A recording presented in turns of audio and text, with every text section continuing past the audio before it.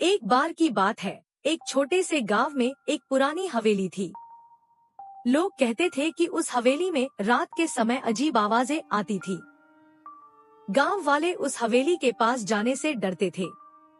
लेकिन एक दिन गांव का एक युवक अर्जुन, जो बहुत साहसी था, अर्जुन ने तय किया कि वो उस हवेली की सच्चाई जानकर रहेगा। रात का समय था जब अर्जुन ने अपने दोस्तों को बताया कि वो हवेली जा रहा है।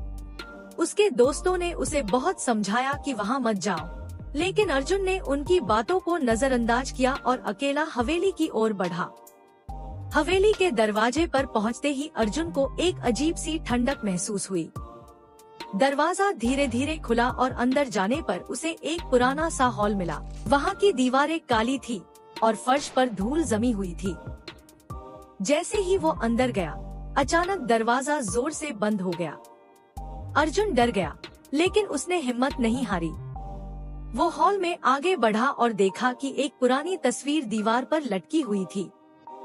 तस्वीर में एक खूबसूरत महिला की छवि थी, लेकिन उसकी आंखें जैसे अर्जुन को घूर रही थी।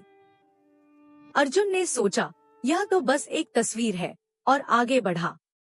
तभी उसे पीछे से एक आवाज सुनाई दी, कौन है वहाँ? अर्जुन का दिल तेजी से धड़कने लगा।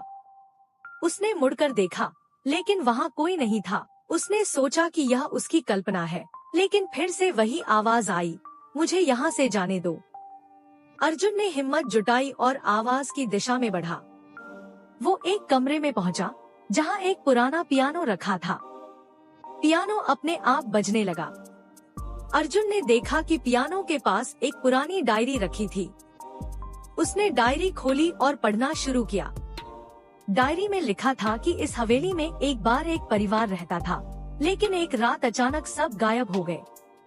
कहा जाता है कि उस परिवार की आत्माएं अब भी हवेली में बसी हुई हैं। जैसे ही अर्जुन ने डायरी पढ़ी, अचानक कमरे की रोशनी बुझ गई।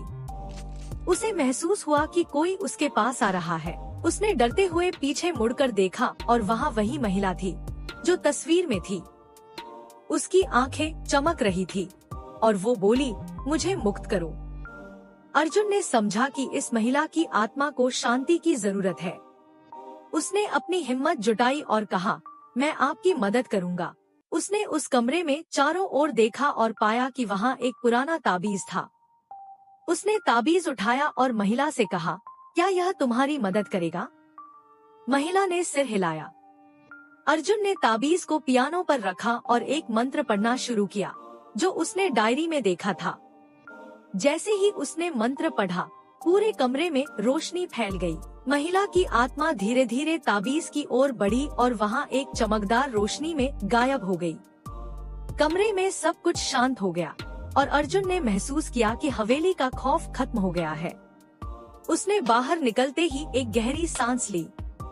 अब वो जानता था कि कभी कभी डर के पीछे एक सच्चाई होती है, जो हमें समझनी चाहिए। इस तरह अर्जुन ने न केवल अपनी हिम्मत साबित की, बल्कि एक आत्मा को भी शांति दी।